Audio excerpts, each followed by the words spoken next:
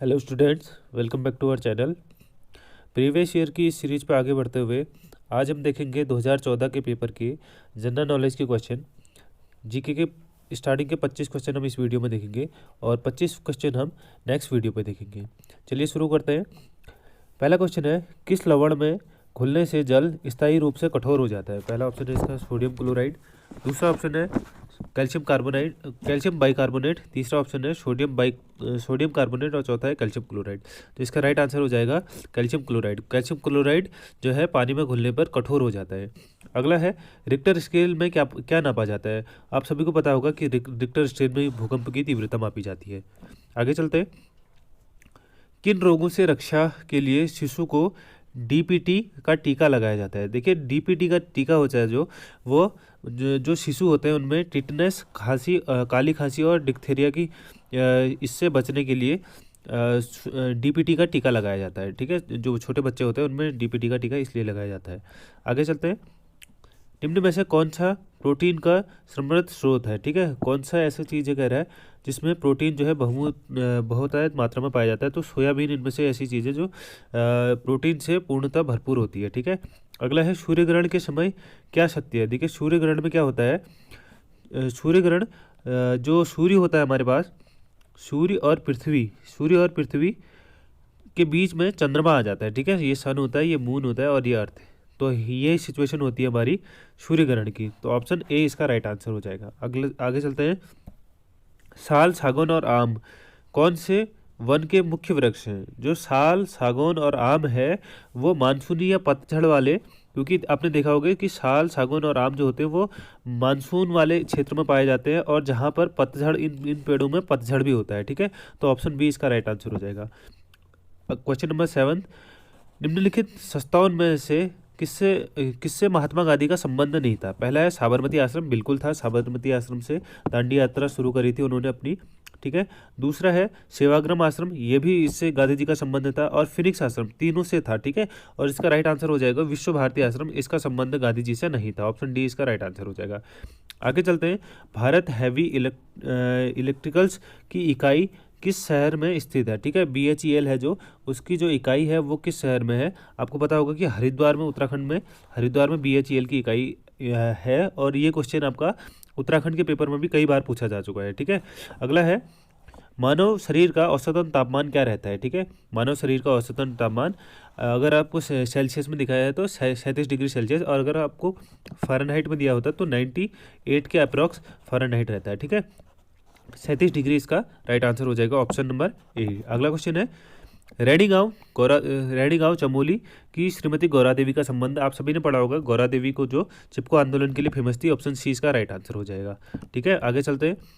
निम्न में से मुद्राओं को सम्मिलित कीजिए। ठीक है, मुद्राओं, कहाँ की मुद्रा क्या है उससे आपको सम्मिलित करना है। पहला है चीन, चीन ने आपने पता होगा युआन, चीन की मुद्रा क्या हो जाएगी? युआन हो जाएगी। ठीक है, उसके बाद अगला है फ्रांस, फ्रांस की मुद्रा क्या है? यूरो, फ्रांस में क्या चलता है? यूरो चलता है। इंग्लैंड, इंग्लैंड में पाउंड चलता है आपका। और जापान में क्या चलता है? येन चलता है। ठीक है, पहले का क्या है? 2, दूसरे का क्या है? 4, तीसरे का क्या है? 1 और चौथे का क्या है? चौथे का है 3। ठीक है, 2 4 1 3, 2 4 1, पहला ऑप्शन इसका राइट आंसर देखिए, 2 4 1 3। ठीक है, ऑप्शन नंबर ए ठीक हो जाएगा इसका। आगे चलता है, शरीर में ऑक्सीजन की पूर्ति करता है। शरीर में ऑक्सीजन की पूर्ति जो होते हैं आरबीसी करते हैं, लाल रक्त कणिकाएं। आरबीसी में ऑक्सीजन पूरी मात्रा में पाया जाता है, तो शरीर में ऑक्सीजन की पूर्ति जो है, ऑक्सीजन का फ्लो भी आरसीबी के थ्रू ही होता है। ठीक है, रेड ब्लड सेल्स कहते हैं इन्हें। ठीक है, आगे चलते हैं। उत्तराखंड राज्य में महिलाओं के लिए सभी श्रेणी की सेवाओं में कितने प्रतिशत क्षैतिज आरक्षण किया गया है? ठीक है, आपको जो गवर्नमेंट जॉब्स हैं इस पर 30% आरक्षण महिलाओं के लिए दिया गया है। ऑप्शन डी इसका राइट आंसर हो जाएगा। अगला है, विश्व दुग्ध उत्पादन क्षेत्र में भारत का स्थान कौन सा है?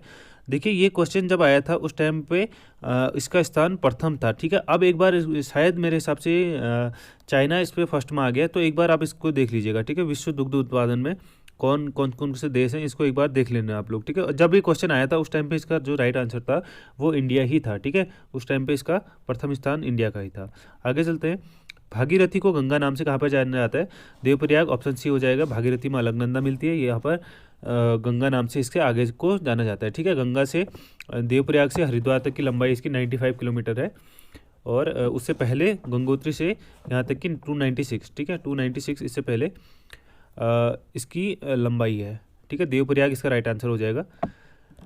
Indian veterinary research IVRI Uttarakhand में कहाँ स्थापित है, ठीक है। IVRI ये इंडियन वेटनरी जो आपका बीच में सुना होगा, जो मुर्गियों पे एक रोग पाया जाता था, कुछ नाम था उसका, तो उसका जो टीका बना था वो भी यही बना था, ठीक है। मुक्तेश्वर रानीखेत नामक रोग, ठीक है। रानीखेत नामक रोग था जो मुर्गियों में पाया जाता है। आपको ये क्वेश्चन भी पूछा जाता है कि रानीखेत नामक रोग किस जानवर में पाया जाता है, तो ये मुर्गियों में पाया जाता है। इसका टीका जो है IVRI ने बनाया था, जो मुक्तेश्वर में नैनीताल डिस्ट्रिक्ट में स्थापित है, ठीक है। अगले क्वेश्चन पर चलते हैं। मद्रास के समीप कलपक्कम नामक स्थान में निम्नलिखित में से किसकी स्थापना की गई थी, ठीक है, की गई है, ठीक है। उस टाइम का करंट का क्वेश्चन था, तो इसका जो राइट आंसर हो जाएगा नाभिकीय ऊर्जा केंद्र, ठीक है। मद्रास के करीब नाभिकीय ऊर्जा केंद्र की स्थापना की गई है। उस टाइम के 2014 के करंट का क्वेश्चन था ये, ठीक है। होम रूल लीग की स्थापना किसने की थी?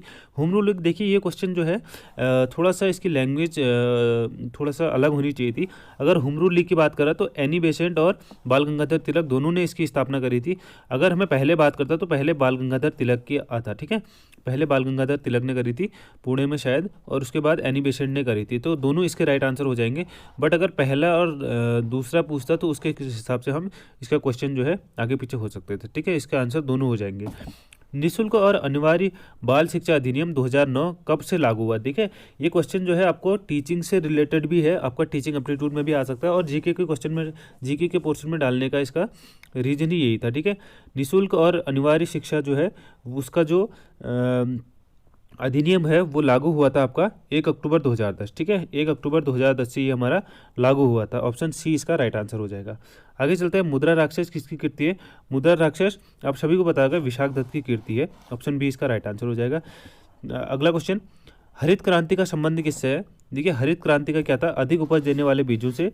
अगला क्वेश्चन, अगला ऑप्शन है गेहूं के उत्पादन से। ऑप्शन नंबर सी है चावल के उत्पादन से, और चौथा है जैव प्रौद्योगिकी के प्रयोग से, ठीक है। तो इसका राइट आंसर है ऑप्शन डी, इसका राइट आंसर हो जाएगा, ठीक है, जैव प्रौद्योगिकी के प्रयोग से।